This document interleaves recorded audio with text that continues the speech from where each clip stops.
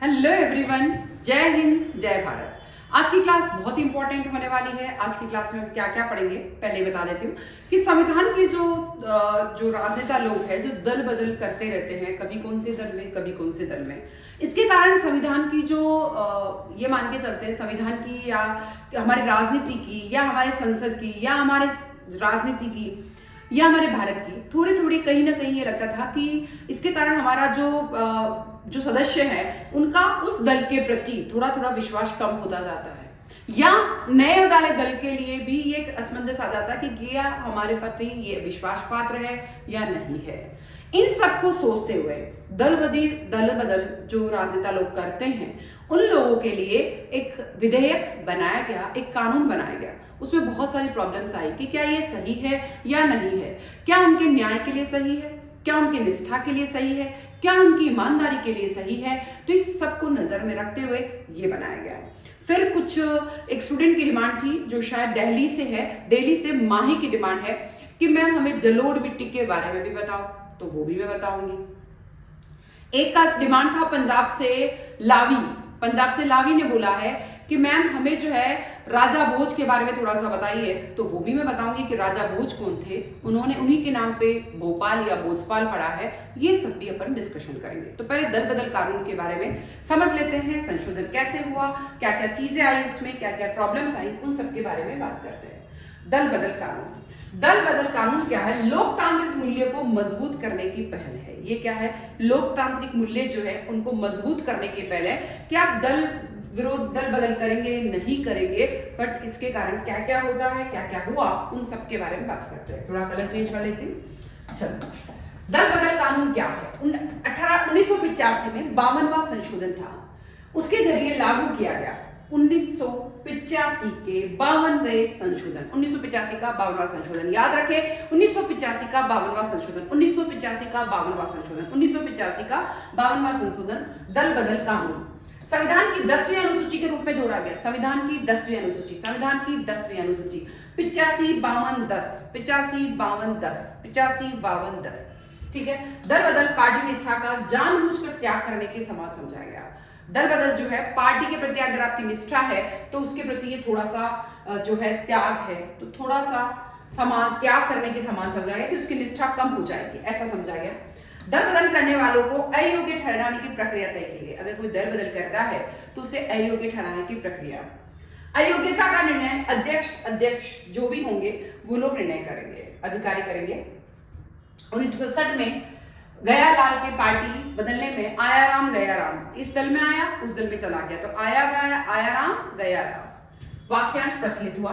चौहान समिति ने निजी लाभ से प्रेरित दल बदल पर अयोग्यता की सिफारिश करी। चौहान समिति ने क्या कहा कि ये निजी लाभ से प्रेरित है, इसीलिए इसकी अयोग्यता सिफारिश करी।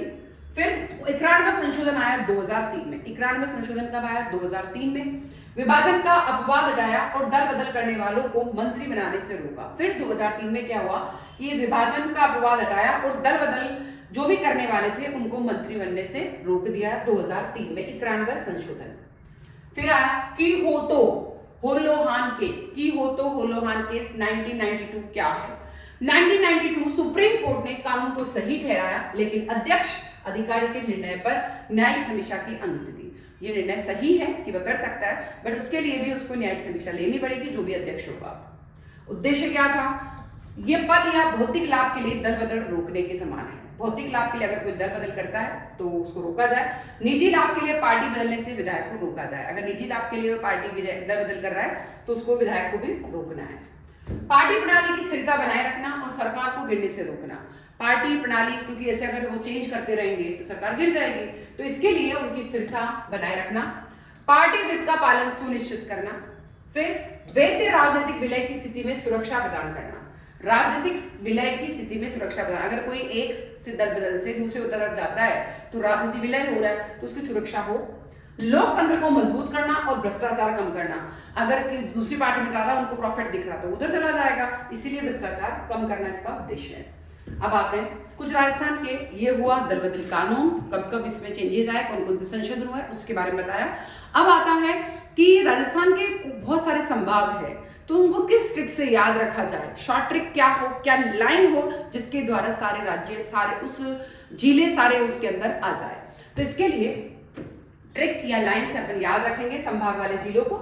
राजस्थान के संभाग के नाम, अब ये भूलना नहीं है। आज जोज, उदय और बीका को भरतपुर ले गया संभाग। आज जोज, उदय और बीका को, आज जोज, उदय और बीका को कहां लेकर गया? भरतपुर ले गया संभाग। आज जोज, उदय, आज जोज, उदय और देखिए, आज जोज, उदय और बीका को भरतपुर ले गया संभाग। भरतपुर ले गया संभाग। आज जोज, बीका और उदय को भरतपुर ले गया संभाग। अब आज से क्या होता है? आज से बनता है अजमेर, जो से बनता है जोधपुर, जय से बनता है जयपुर, उदय से बनता है उदयपुर, फिर बीका से बनता है बीकानेर, को से बनता है कोटा, भरतपुर से बनता है भरतपुर। तो आज मतलब अजमेर, जयपुर, आज जैसे जो बन गया अजमेर, जयपुर, फिर आ गया, फिर क्या आ गया? अजमेर, जयपुर, आज जोज, है ना, जोज मतलब जो मतलब हो गया जोधपुर, जय मतलब जयपुर, उदय मतलब उदयपुर, बीका मतलब बीकानेर, को मतलब कोटा और भरतपुर। यानी राजस्थान संभाग के जितने भी जिले हैं उनको याद रखने की ट्रिक है। आज क्या है? आज जोज, उदय और बीका को भरतपुर ले गया संभाग। ठीक है, घुमाने। अब आता है अजमेर संभाग के जो जिले हैं उनको नाम अगर याद रखना है तो उसके क्या फॉर्मूला है, क्या लाइन है? ठीक है, आजाना भील टोक, आजाना भील टोक में, आजाना भील टोक में, आजाना भील टोक में, आजाना भील टोक में। अब ये किसका है? अजमेर संभाग के जिले कौन कौन से हैं?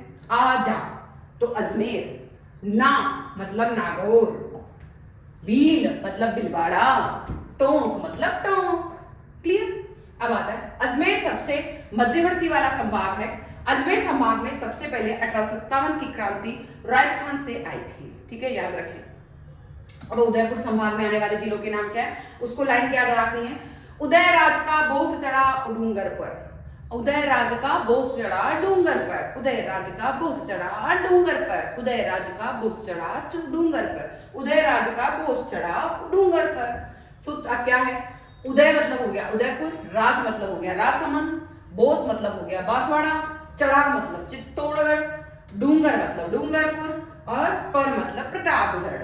हो गया ना ट्रिक अच्छे से, बहुत है याद। फिर आता है उदयपुर सर्वाधिक अनुसूचित जनजाति वाला संभाग है, ये याद रखना है।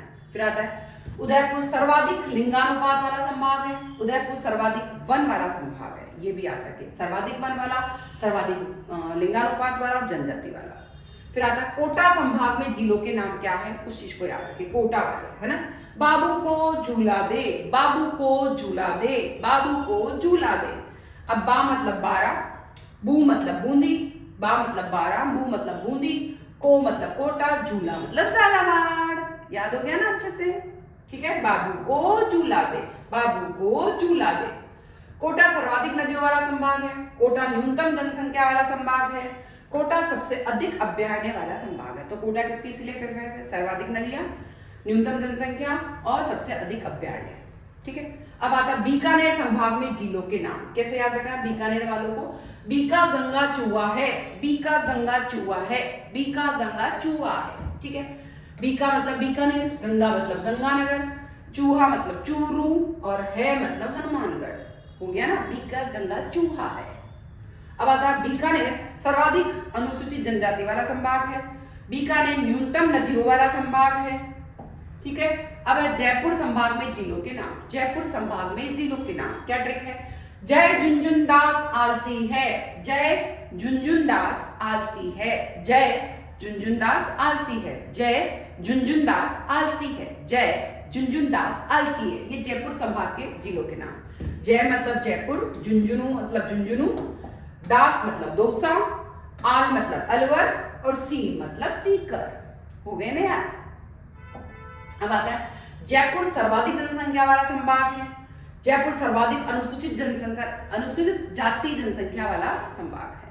अब बात करें जोधपुर संभाग में जिलों के नाम की याद रखने की ट्रिक। अब क्या? जोधा जैसी बड़ी पाल जला, जोधा जैसी बड़ी पाल जला, जोधा जैसी बड़ी पाल जला। याद रखने का तरीका है, आपको याद करना है, मैं बोल रही हूँ इसी तरीके से, जोधा जैसी बड़ी पाल जला, जोधा जैसी बड़ी पाल जला। अब ये है जोधपुर के लिए। तो जोधपुर में कौन कौन से जिले आते हैं उस संभाग में? जोधा मतलब जोधपुर, जे मतलब जैसलमेर, फिर सी मतलब सिरोही, बड़ी मतलब बाड़मेर, पाल मतलब पाली, जला मतलब जालौर। क्लियर ना? अब आता है जोधपुर क्षेत्रफल की दृष्टि से सबसे बड़ा संभाग है। जोधपुर संभाग में सबसे अधिक जिले हैं। जोधपुर न्यूनतम जनसंख्या घनत्व वाला राज्य है। जोधपुर क्या है? न्यूनतम जनसंख्या घनत्व वाला राज्य है। जोधपुर संभाग सर्वाधिक दशकीय वृद्धि वाला संभाग है। देखिए क्षेत्रफल की दृष्टि से सबसे बड़ा है जोधपुर, सबसे अधिक जिले हैं जोधपुर में, जोधपुर न्यूनतम जनसंख्या घनत्व वाला है और जोधपुर में दशकीय वृद्धि सबसे ज्यादा है। फिर बात करते हैं जलोढ़ मृदा के बारे में। मैंने बोला था जलोढ़ मृदा भी अपने को याद रखनी है। यह भारत के सबसे बड़े क्षेत्र यानी 40% क्षेत्र में फैली हुई है। 40% क्षेत्र में जलोढ़ मिट्टी है। ठीक है, सबसे उपजाऊ मिट्टी होती है जलोढ़ मिट्टी, सबसे उपजाऊ मिट्टी है जलोढ़ मिट्टी। ये नदियों द्वारा लाए गए अवसाद के निक्षेपण से बनती है। नदियां लेके आती है मिट्टी, उससे निक्षेपण से बनती है, इसलिए इसे परिवहित यानी लेके आना, परिवहन से बनता है परिवहित, नदियां लेके आ रही है इसलिए इसे परिवहित मिट्टी, ट्रांसपोर्टेशन सोइल भी कहा जाता है। इसकी विशेषताएं भारत के खाद्य उत्पादन का आधार है ना। विशेषताएं प्रकार गठन, इसमें रेत, गाद और चिकनी मिट्टी, रेत, गाद और चिकनी मिट्टी का अनुपात भिन्न भिन्न तरीके से होता है।